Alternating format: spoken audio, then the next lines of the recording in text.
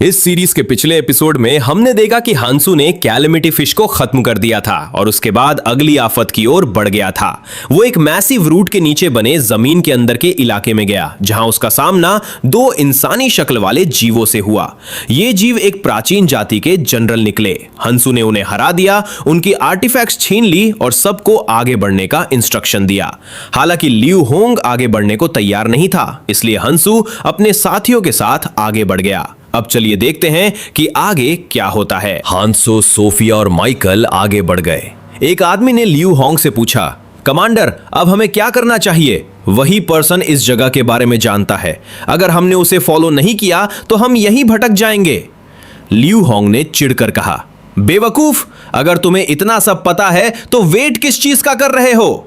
Liu Hong और उसके साथी भी तेजी से भागते हुए हांसो के पीछे आ गए। दृश्य बदलता है। कैलेमिटी ट्री अपने पास रखे एक आर्टिफैक्ट को देख रहा था। पेड़ ने कहा, तो फाइनली इतने टाइम बाद ये चीज कंप्लीट हो गई है। मैं इसे क्रिएट करने में कामयाब हो गया हूं। पेड़ ने उस आर्टिफैक्ट का यूज करके एक पर्सन को क्रिएट किया था। उसने इसका नाम अल्फा रखा था। पेड़ ने कहा, अल्फा, तुम्हारे जागने का वक्त हो चुका है, उठ जाओ, कुछ लोग मुझे परेशान करने आ रहे हैं, तुम्हें उन्हें रोकना होगा। अल्फा उस ऑर्ब को तोड़कर बाहर आ गया। पेड़ ने आदेश दिया, मेरे अल्फा, जाओ और उन सभी ह्यूमंस को मार डालो। लेकिन अल्फा अपनी जगह से नहीं हिला। पेड़ ने पूछा, अल्फा, तुम जा क्यों नहीं रहे? मेरे ऑर्डर्स फॉलो करो। अल्फा ने एक कुटिल मुस्कान के साथ कहा, जरा देखो तो, एक लोली क्रीचर मुझे ऑर्डर्स दे रहा है। आखिर तुम्हें क्यों लगता है कि मैं तुम्हारे ऑर्डर्स फॉलो करूंगा? पेड़ हैरान रह गया। अल्फा, ये तुम क्या कह रहे हो? मैंने तुम्हें क्रिएट किया है, तुम्हें मेरे ऑर्डर्स मानने होंगे। अल्फा गुस्से में चिल्लाया, अपनी बकवास बंद करो, आखिर तुम होते कौन हो मुझे क्रिएट करने वाले? अल्फा ने बिजली की तेजी से मूव किया और अपना हाथ सीधा उस पेड़ के अंदर घोप दिया। पेड़ शॉक में था। अल्फा, ये क्या कर रहे हो? मैं तुम्हारा क्रिएटर हूं, तुम मुझ पर अटैक क्यों कर रहे हो? अल्फा ने कहा, तुम्हारे पास जो की मौजूद है वो मुझे दे दो। पेड़ हैरान था, क्या? तुम्हें की के बारे में कैसे पता? पेड़ को बहुत गुस्सा आ गया। वो अपनी जड़ों से अल्फा पर अटैक करने वाला था। अल्फा ने कहा, क्या तुम बेवकूफ हो? क्या तुम्हें सच में लगता है कि अगर तुम मुझ पर अटैक करोगे तो मैं तुम्हारी हेल्प करूंगा? तुम्हारे लिए बेहतर यही है कि सिचुएशन समझो। वो ह्यूमंस बहुत जल्द तुम तक पहुंच जाएंगे और तुम्हें डिस्ट्रॉय कर देंगे, इसलिए वो की मुझे सौंप दो। मैं प्रॉमिस करता हूं कि मैं तुम्हें प्रोटेक्ट करूंगा। पेड़ ने कुछ देर सोचा और कहा, ठीक है, मैं तुम पर भरोसा कर रहा हूं, लेकिन तुम्हें अपना प्रॉमिस निभाना होगा। पेड़ ने अपनी बॉडी ओपन की। अल्फा मुस्कुराया, ये हुई ना बात, तो फाइनली अब इस की पावर मेरी होगी। ट्री के माना स्टोन के पास ही वो आर्टिफैक्ट रखा हुआ था। अल्फा ने अचानक हंसना शुरू कर दिया। उसने झटके से ट्री के माना स्टोन को पकड़ लिया। पेड़ घबरा गया। अल्फा, ये क्या कर रहे हो? रुक जाओ वरना मैं मर जाऊंगा। लेकिन अल्फा ने बेरहमी से उस माना स्टोन को उखाड़कर बाहर निकाल लिया। माना स्टोन निकलते ही उस कैलेमिटी ट्री की मौत हो गई। अल्फा जोर जोर से पागलों की तरह हंसने लगा। फाइनली इतने टाइम बाद वक्त आ चुका है इस रेड जोन के ऊपर राज करने का। हंसो और उसकी टीम आगे बढ़ रहे थे। अचानक बहुत बड़ी बड़ी जड़ों ने उन पर हमला कर दिया। लोग घबरा गए। क्या ये कैलेमिटी ट्री की जड़ें हैं? हम इनका सामना कैसे करेंगे? हंसू आगे आया, घबराओ मत। हंसू ने अपनी स्वॉर्ड से जड़ों को काटना शुरू कर दिया। पीछे से कुछ जड़ों ने हमला किया, हंसू ने उन्हें भी काट दिया। कुछ मॉन्स्टर्स भी आए, हंसू ने अपने ऑर्ब से उन्हें मार गिराया। हंसू ने सोचा, हम कैलेमिटी ट्री के काफी करीब आ चुके हैं, इसलिए ये जड़ें हम पर अटैक कर रही हैं। लेकिन यहां मौजूद लोग काफी थक चुके हैं, ये लोग और फाइट नहीं कर पाएंगे। मुझे अकेले ही कैलेमिटी ट्री से फाइट करनी होगी।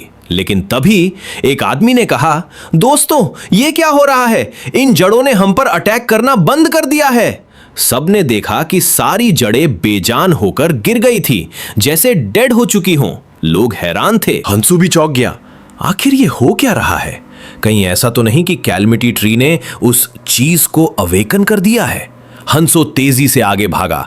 सोफिया चिल्लाई, हंसो, कहां जा रहे हो? अकेले आगे मत बढ़ो, खतरा हो सकता है। हंसो भागते हुए उस कैलेमिटी ट्री वाले एरिया में पहुंच गया। वह एक ऊंची जगह पर खड़ा था। उसने देखा कि आर्टिफैक्ट की एनर्जी अचानक खत्म हो गई थी। इस आर्टिफैक्ट की पावर खत्म हो चुकी है, इसका मतलब कैलमिटी ट्री मर चुका है। तभी नीचे से एक आवाज आई, तुम वहां क्या कर रहे हो, नीचे आ जाओ। हंसो हैरान हुआ और नीचे कूदा। सामने अल्फा खड़ा था।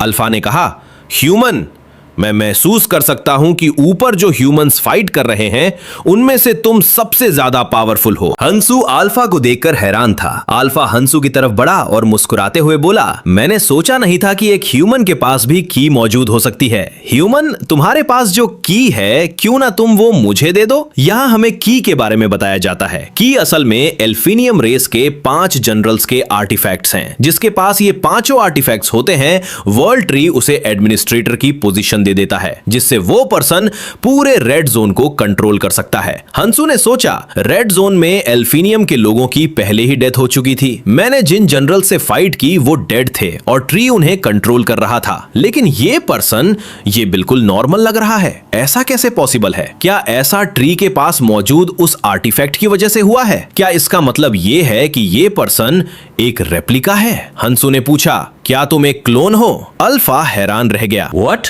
तुम्हें इस बारे में कैसे पता? अल्फा हंसने लगा, तुम सच में काफी इंटरेस्टिंग हो। न सिर्फ तुम्हारे पास की है, बल्कि तुम्हें यह भी पता है कि मैं ओरिजिनल नहीं, एक रेप्लिका हूं। हंसू ने पूछा, तुमने कैलमिटी ट्री को किल क्यों किया, जबकि उसी ने तुम्हें जिंदा किया था? अल्फा ने कहा, रेड जोन को अब उसकी जरूरत नहीं थी, इसलिए मैंने उसे खत्म कर दिया। लेकिन मैं चाहता हूं कि तुम चुपचाप वो की मुझे दे दो, और अगर तुम जिंदा रहना चाहते हो तो मेरे घुटनों में बैठकर मुझसे जान की भीख मांगो। अगर तुम ऐसा करते हो तो हो सकता है मैं तुम्हें जिंदा वापस जाने दूं। हंसू हंसा, तुम्हारी ऑफर तो काफी अच्छी है, चलो मैं भी तुम्हें एक ऑफर देता हूं। इस स्टोन को और तुम्हारे पास मौजूद की को मुझे हैंड ओवर कर दो। अगर तुम ऐसा करते हो तो मैं तुम्हें जिंदा जाने दूंगा, क्योंकि तुम्हारे जैसा एक क्लोन इन आर्टिफैक्ट्स को डिजर्व नहीं करता। अल्फा की आंखें गुस्से से लाल हो गईं। वो जोर जोर से हंसने लगा, मैं तो बस तुम्हारे साथ खेल रहा था। मैं वैसे भी तुम्हें जिंदा वापस नहीं जाने देता, लेकिन अब तुमने मुझे गुस्सा दिला दिया है। इसका अंजाम तुम्हें भुगतना होगा। अल्फा ने अपनी की निकाली, जो एक डैगर आर्टिफैक्ट था। उसने उसे एक्टिवेट कर दिया। हंसू हैरान रह गया, क्योंकि अल्फा ने एक बहुत बड़ी स्पेस ओपन कर ली थी। हंसू ने सोचा, मुझे नहीं पता था कि इस क्रीचर के पास ये आर्टिफैक्ट मौजूद है। ये तो एक स्पेस आर्टिफैक्ट है, जिसके अंदर हम हजारों तरह के वेपन्स स्टोर कर सकते हैं। इस आर्टिफैक्ट का real name the armoury space है। अल्फा ने अपनी आर्मरी स्पेस से हजारों ऑर्ब्स निकाले और हंसू पर हमला कर दिया। हंसू ने भी अपने 7 ऑर्ब्स जो उसने जनरल से लिए थे निकाले और उन्हें अल्फा के ऑर्ब्स से टकरा दिया। अल्फा ने हंसते हुए कहा, तुम्हारे पास जो ऑर्ब्स हैं वो इचिड्रेन के आर्टिफैक्ट्स हैं, और मेरे पास मौजूद ऑर्ब्स इतने ज्यादा स्ट्रांग नहीं हैं। अल्फा ने हंसते हुए कहा, लेकिन मेरे पास ये इतने ज्यादा हैं कि तुम्हें मारने के लिए काफी रहेंगे। अल्फा ने सारे ऑर्ब्स हंसू की तरफ दाग दिए। हंसू ने अपनी स्वॉर्ड से ऑर्ब्स को डिस्ट्रॉय करना शुरू किया। इस क्लोन ने ठीक कहा, हंसू ने सोचा, इसके ऑर्ब्स इतने स्ट्रांग नहीं हैं, लेकिन इनकी तादाद बहुत ज्यादा है। अगर मैं ऐसे ही लड़ता रहा तो मैं इसके सामने नहीं टिक पाऊंगा। काफी सारे ऑर्ब्स सीधा हंसू पर लगने वाले थे कि उसने एक ऊंची जंप लगाई और एक बड़ी जड़ को पकड़ लिया, लेकिन ऑर्ब्स उसका पीछा कर रहे थे। हंसू ने वहां से भी जंप लगाई और दूसरी तरफ आ गया। मुझे याद है, हंसू ने एक ऑर्ब को पकड़ा और सोचा, एल्फीनियम रेस के लोगों ने मुझे क्या बताया था, मैं इन ऑर्ब्स के जेनेटिक कोड को चेंज कर सकता हूं। हंसू ने अपनी पावर से उस ऑर्ब में कुछ बदलाव किए। अचानक आसपास मौजूद सारे ऑर्ब्स हवा में ही रुक गए। अल्फा हैरान रह गया, वेट, आखिर ये हो क्या रहा है? ये आर्मरी आर्टिफैक्ट काम क्यों नहीं कर रहा? ऐसा कैसे पॉसिबल है? तुम्हें इन ऑर्ब्स के फंक्शन के बारे में कैसे पता है? इन्हें तो हमारी एल्फीनियम रेस ने क्रिएट किया था। हंसो मुस्कुराया। वह सीधा अल्फा की तरफ बढ़ता हुआ आ रहा था और रास्ते में जमे हुए ऑर्ब्स को डिस्ट्रॉय कर रहा था। शायद तुम मेरी बात का यकीन नहीं करोगे, लेकिन एल्फीनियम रेस में कुछ ऐसे लोग भी हैं जो मेरे दोस्त हैं, और उन्होंने मुझे अपने बारे में बहुत सी चीजें सिखाई हैं। हंसो ने आगे कहा, लेकिन सच बताऊं तो तुमने मुझे काफी सरप्राइज कर दिया है। तुम एक क्लोन होने के बाद भी आर्मरी आर्टिफैक्ट को यूज कर पा रहे हो। अल्फा हंसो की बातें सुनकर शॉक में था। तभी हंसो ने एक जोरदार जंप लगाई और सीधा अल्फा पर अटैक करने के लिए बढ़ा। बस अब बहुत हो गया, अब वक्त आ चुका है कि हम इस खेल को खत्म करें। हंसो ने एक बहुत ही पावरफुल अटैक किया। अल्फा बुरी तरह घबरा गया, लेकिन किसी तरह उसने अटैक को डॉज कर लिया। अल्फा का गुस्सा भड़क उठा। बास्टर्ड, मैं तुम्हें मार डालूंगा। उसने एक बार फिर से आर्मरी आर्टिफैक्ट एक्टिवेट कर दिया, लेकिन हंसो बिजली की गति से अल्फा के पास पहुंचा और उसके चेहरे पर बहुत जोर से अपनी कोहनी मार दी। खटाक!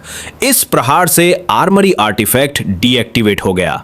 उसी पल हंसो ने अपनी स्वॉर्ड से अल्फा की गर्दन पर एक गहरा कट लगा दिया।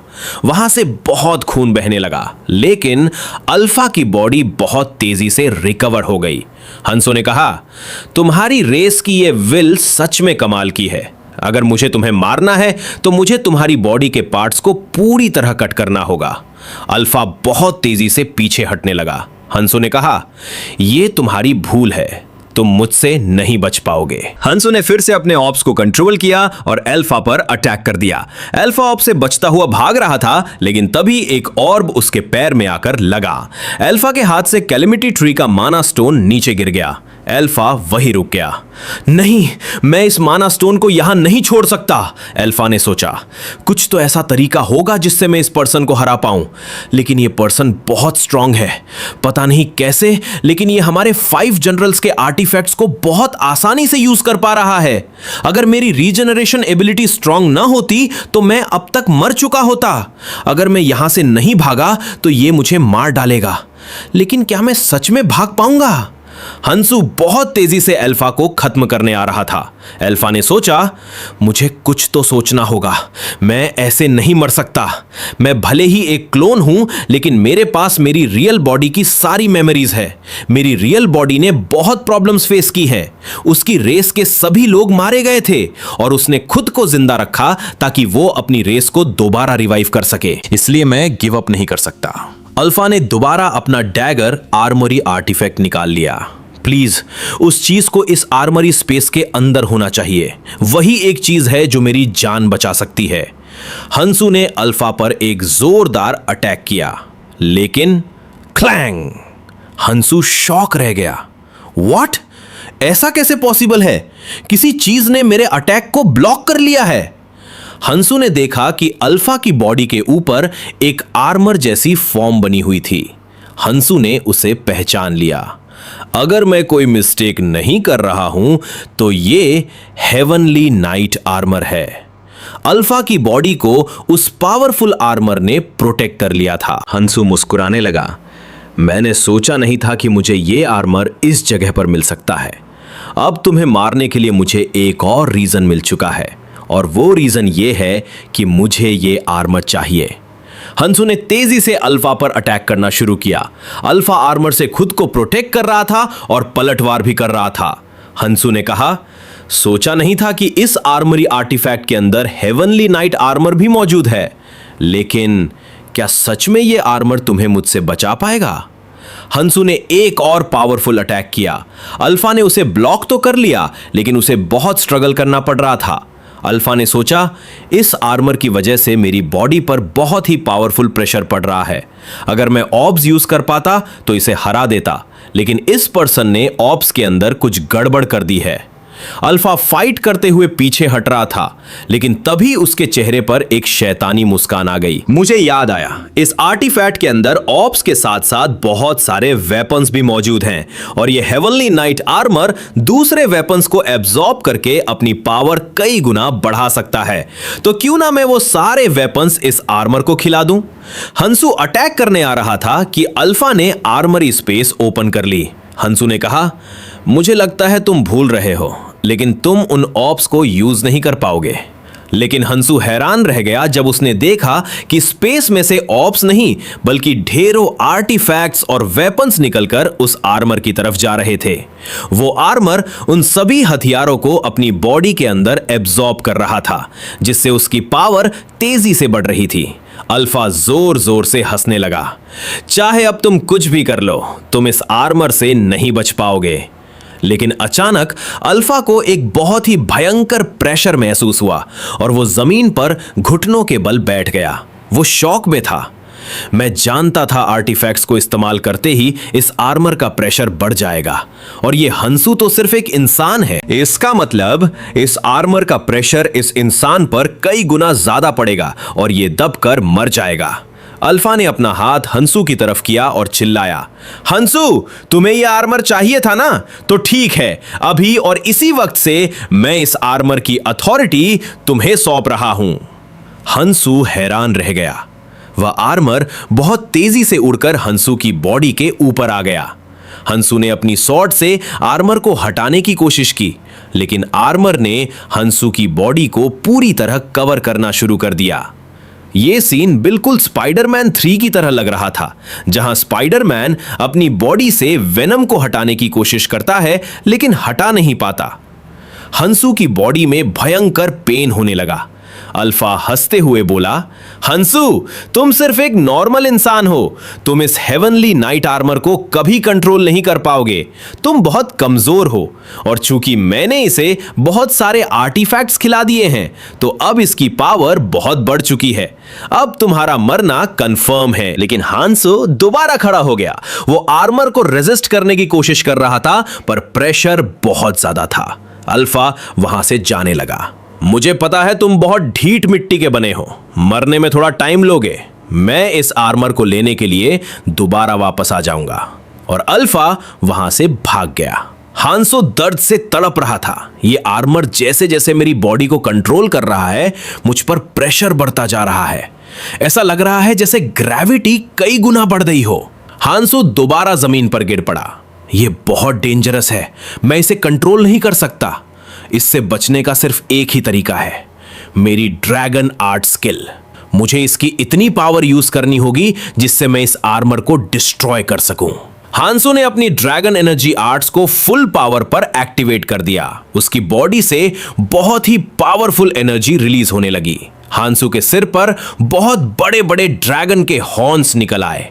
उसकी बॉडी पर ड्रैगन का आर्मर आ गया। वो एक बार फिर खड़ा हुआ और उसने अपनी पूरी स्ट्रेंथ लगा दी। उसके विंग्स भी निकल आए। बूम! हंसू ने उस हेवनली नाइट आर्मर को डिस्ट्रॉय कर दिया। आर्मर टूटते ही हंसू के सींग और पंख गायब हो गए और वो जमीन पर गिर पड़ा। वो दोबारा खड़ा होने की कोशिश कर रहा था लेकिन उसे बहुत प्रॉब्लम हो रही थी। उसके मुंह से बहुत सारा ब्लड निकलने लगा। हंसू ने सोचा, अचानक अपनी स्किल की इतनी ज्यादा पावर यूज करने की वजह से मेरी ही बॉडी इंजर्ड हो गई है, लेकिन मुझे यकीन है मैं कुछ ही टाइम में रिकवर हो जाऊंगा। मैंने सोचा नहीं था कि वो क्लोन अपनी जान बचाने के लिए इतने पावरफुल आर्मर की अथॉरिटी मेरे ऊपर डाल देगा। अगर मेरे पास ड्रैगन आर्ट स्किल नहीं होती तो मैं सच में मारा जाता। हंसू की नजर जमीन पर पड़ी। वहां कैलमिटी ट्री का माना क्रिस्टल पड़ा था। हंसू ने उसे उठाया और मुस्कुराया। लगता है वो क्लोन भागने की इतनी जल्दी में था कि उसे यह भी याद नहीं रहा कि उसे ये माना क्रिस्टल ले जाना चाहिए था। तभी हांसू ने कहा, heavenly night armour activate.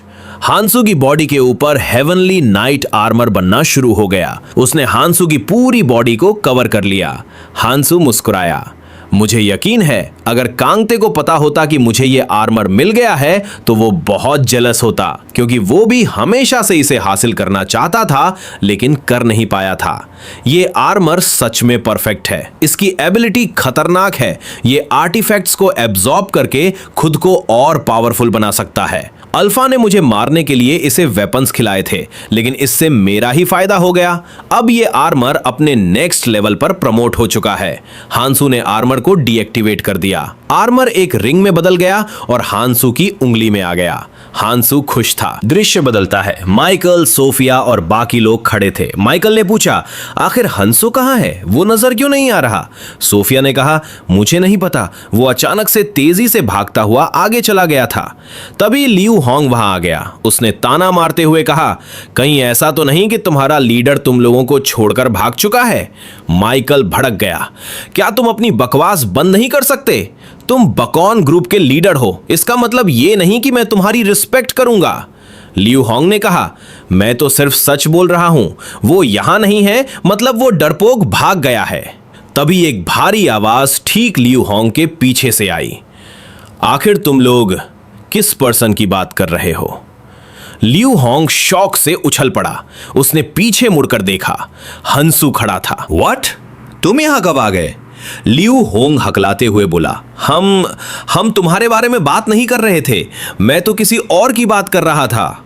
Liu Hong को बहुत शर्म आ रही थी। सोफिया ने पूछा, हंसो, तुम इतने टाइम से कहां थे? हंसो ने कहा, मैं कैलामिटी को खत्म करने गया था। माइकल ने एक्साइटेड होकर पूछा, तो क्या तुमने उसे मार डाला? हंसो ने कहा, कैलामिटी मर चुका है, लेकिन उसे मारने वाला मैं नहीं हूं, उसे किसी और ने मारा है। लियू होंग ने देखा कि माइकल उसे घूर रहा था। माइकल ने अचानक लियू होंग की मिमिक्री करते हुए डरी हुई आवाज में कहा, व्हाट? तुम यहां कब आ गए? मैं तो किसी और की बात कर रहा था। लियू होंग शर्म से लाल हो गया और गुस्से में चिल्लाया, मेरी नकल उतारना बंद करो वरना मैं तुम्हें मार डालूंगा। माइकल हंसा, मैं सबको बताऊंगा कि तुम कितने बड़े डरपोक हो। हंसू अपनी सोच में डूबा था।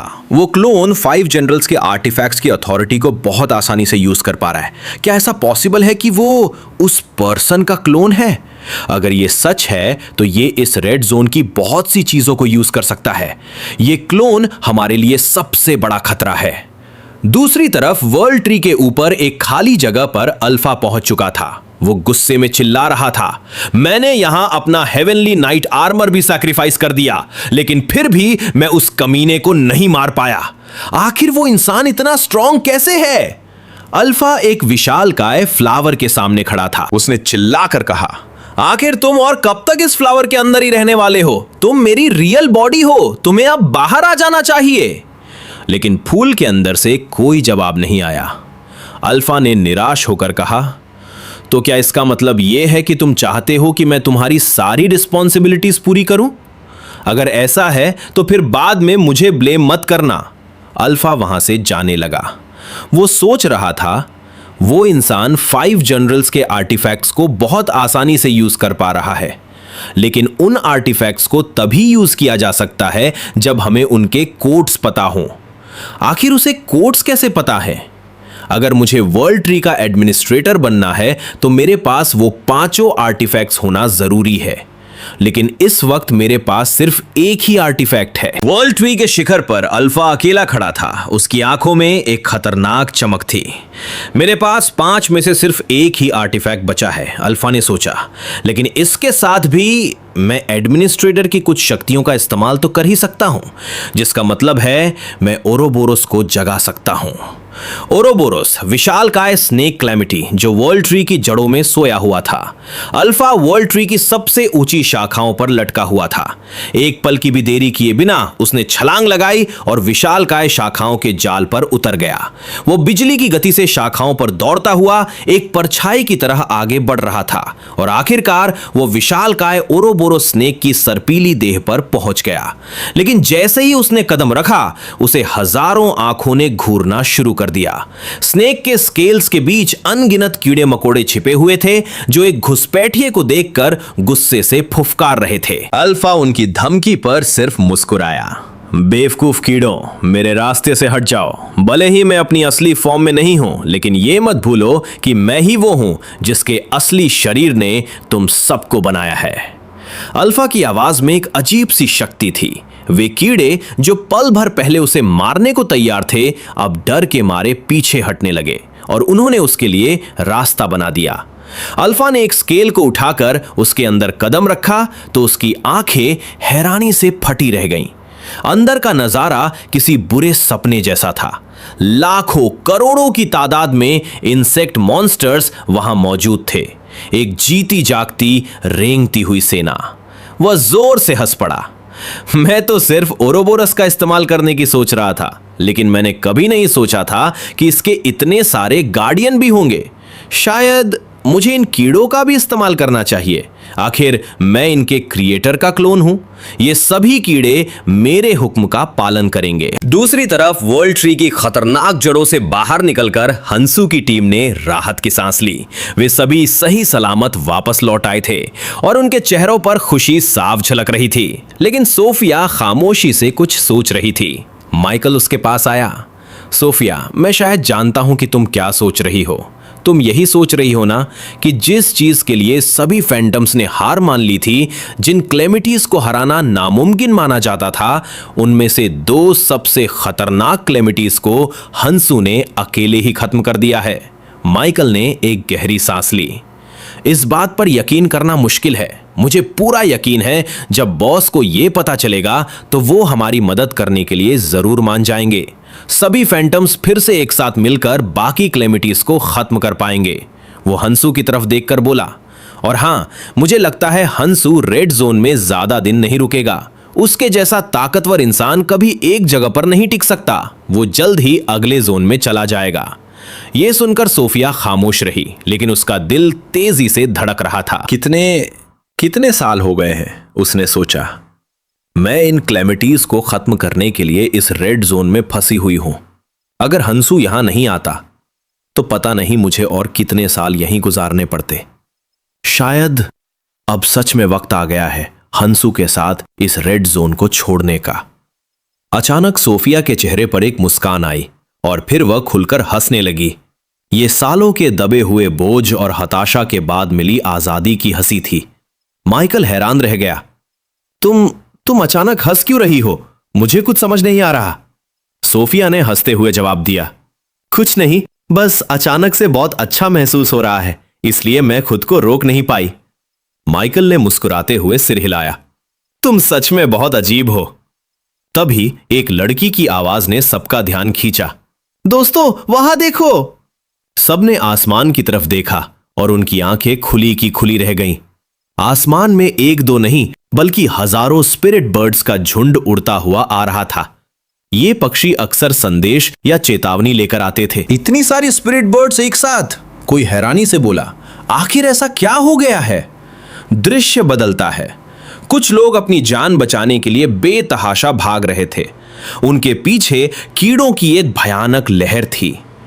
ये चीजें अचानक हम पर हमला क्यों कर रही है? एक आदमी चिल्लाया। इन्होंने तो आज से पहले कभी ऐसा नहीं किया। भागते भागते एक आदमी ठोकर खाकर गिर पड़ा। दोस्तों, प्लीज मेरी मदद करो, वह दर्द से चिल्लाया। लेकिन उसके साथ ही अपनी जान बचाने के लिए रुके नहीं।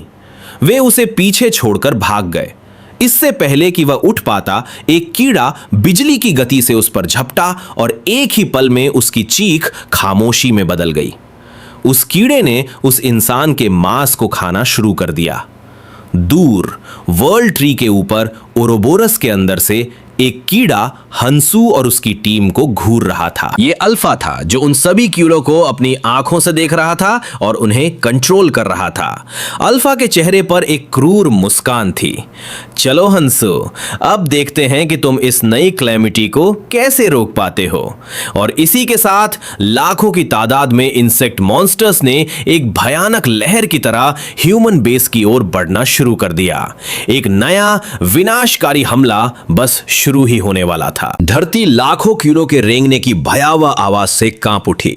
इंसेक्ट मॉन्स्टर्स की एक जीती जागती काली लहर ह्यूमन बेस की ओर बढ़ रही थी। दीवारों पर खड़े लोगों के चेहरे खौफ से सफेद पड़ गए। ये सब कहां से आ गए? एक आदमी की आवाज डर से कांप रही थी। ये हम पर हमला क्यों कर रहे हैं? हम सब मारे जाएंगे। डर एक महामारी की तरफ फैल रहा था, लेकिन तभी एक बूढ़ी औरत की गरजती हुई आवाज ने उस खामोशी को तोड़ा। देख क्या रहे हो सब? क्या यहीं खड़े खड़े मरना चाहते हो? अपने हथियार उठाओ, हमें इन मॉन्स्टर्स का सामना करना होगा। उसकी आवाज में एक अजीब सी हिम्मत थी। भीड़ में मौजूद अरुण और मैग भी इस नजारे को देखकर सदमे में थे, लेकिन उस औरत की ललकार सुनकर लोगों ने अपने हथियार उठा लिए। वे लड़ने के लिए तैयार तो थे, लेकिन उनकी आंखों में मौत का खौफ साफ नजर आ रहा था। क्या हम सच में इतने सारे मॉन्स्टर्स को रोक पाएंगे? एक नौजवान हंटर ने घबराते हुए कहा।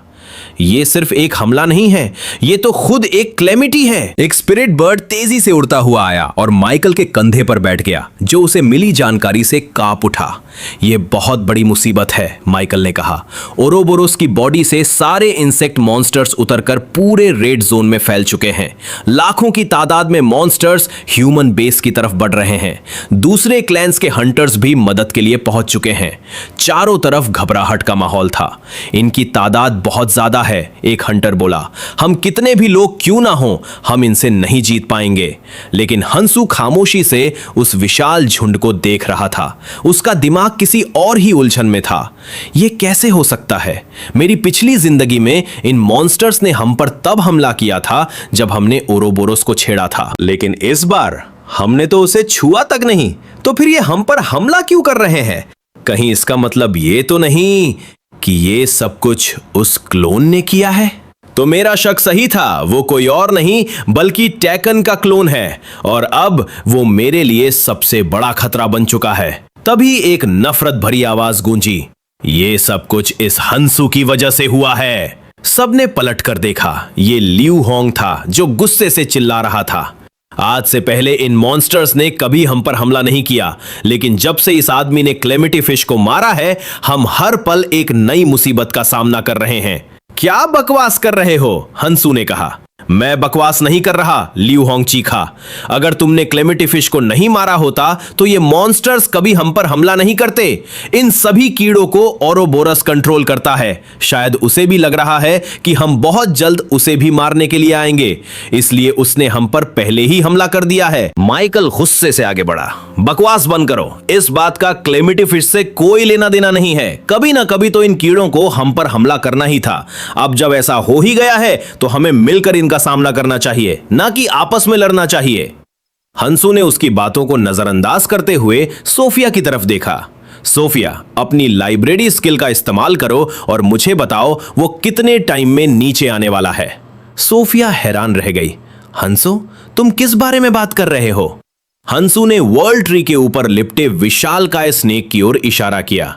ओरोबोरस ने अपने सभी इंसेक्ट्स को नीचे भेज दिया है। अब वो खुद भी वर्ल्ड ट्री से नीचे उतरने वाला है।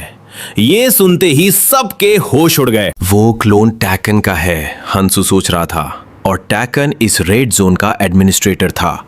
इसका मतलब है कि वो क्लोन ओरोबोरस को आसानी से कंट्रोल कर सकता है। अगर वो इस वक्त ओरोबोरस के नर्वस सिस्टम में है तो ओरोबोरस बहुत जल्द नीचे उतरेगा, और वो अकेला ही इस पूरे रेड जोन को तबाह करने के लिए काफी है। सोफिया ने अपनी स्किल का इस्तेमाल किया और उसका चेहरा डर से पीला पड़ गया। मेरी स्किल के मुताबिक ओरोबोरस 2 हफ्तों में नीचे उतर आएगा। यह सुनकर लियू होंग की हिम्मत जवाब दे गई। शिट, सब कुछ खत्म हो गया, उसने सोचा। मुझे लगा था कि हम इस रेड जोन में सुरक्षित हैं, लेकिन अब तो यह भी तबाह होने वाला है। फर्स्ट और सेकंड स्क्वाड, जल्दी करो, हमें यहां से निकलना होगा, लियू होंग चिल्लाया। तुम कहां जा रहे हो? सोफिया ने उसे रोकने की कोशिश की। हम सबको मिलकर इन मॉन्स्टर्स का सामना करना होगा। अपनी बकवास बंद करो, लियू होंग चीखा। क्या मैं पागल हूं जो यहां अपनी मौत का इंतजार करूं? मिरर वर्ल्ड बहुत जल्द खुलने वाला है। यही हमारे पास अगले जोन में जाने का सबसे अच्छा मौका है। सोफिया हैरान रह गई। मैंने इस बारे में क्यों नहीं सोचा? मिरर वर्ल्ड के खुलने का वक्त हो चुका है। रेड जोन के अंदर एक बहुत बड़ी झील थी जिसमें हर साल एक आईना खुलता था, एक पोर्टल जो अगले जोन तक ले जाता था, लेकिन उसे सिर्फ सबसे शक्तिशाली हंटर्स ही पार कर सकते थे। लियू होंग ने सोफिया से कहा, मैं तुम्हें भी यही सलाह दूंगा कि अब तुम्हें भी अगले जोन में चले जाना चाहिए। अब इस रेड जोन में जिंदा बचना नामुमकिन है। तुम ये क्या कह रहे हो? सोफिया गुस्से से चिल्लाई। अगर सभी ताकतवर लोग अगले जोन में चले जाएंगे तो उन लाखों लोगों का क्या होगा जो नहीं जा सकते? वो सब तो मारे जाएंगे। ये मेरा मसला नहीं है, लियू होंग ने कहा। वैसे भी ये रूल वैल्करी आइरिस ने बनाया था और उन्हें यहां से गए हुए 20 साल हो चुके हैं। और चलो मान भी लिया कि हम इन कीड़ों को रोक लेते हैं, तो ओरोबोरस का सामना कौन करेगा? वो यहां मौजूद हर एक इंसान को निगल जाएगा, उसने हंसते हुए कहा। और तुम्हें इन कमजोर लोगों की इतनी परवाह क्यों है? ये तो सब जानते हैं कि सिर्फ ताकतवर ही जिंदा बचते हैं, कमजोर लोग हमेशा मारे जाते हैं। सोफिया गुस्से से कांप रही थी, लेकिन उसके पास कहने को कुछ नहीं था। मैं अब तुमसे और बहस नहीं करना चाहता, लियू होंग ने जाते हुए कहा। अगर तुम्हें मरना है तो यही मरो, मुझे मरने का कोई शौक नहीं है। मैं और मेरी गिल्ड के सभी लोग यहां से जा रहे हैं। उसने आखिरी बार पीछे मुड़कर देखा। तुम लोगों को लगता है कि तुम इस दुनिया को बचा सकते हो, लेकिन सच तो यह है कि हम इस दुनिया में सिर्फ शतरंज के मोहरे हैं। और इसी के साथ लियू होंग और उसके साथी वहां से जा चुके थे। सोफिया का दिल डूब रहा था। अगर सभी ताकतवर लोग चले गए तो कमजोर हंटर्स कभी ओरोबोरस का सामना नहीं कर पाएंगे और वो सील भी टूट जाएगी, जिसकी वजह से वो मॉन्स्टर एक बार फिर से आजाद हो जाएगा। रेड जोन में एक बार फिर से मौत का तांडव होगा, जिसे कोई नहीं रोक पाएगा। तुम बहुत ज्यादा परेशान हो रही हो। हंसो की शांत आवाज ने उसे चौंका दिया। क्या तुम भूल गई? मैं अभी भी यहीं पर हूं और मेरा मकसद इन क्लैमिटीज को ही खत्म करना है। फिक्र मत करो, 2 हफ्ते हमारे लिए बहुत है। हम इन कीड़ों का भी सामना करेंगे और ओरोबोरस को भी हराएंगे।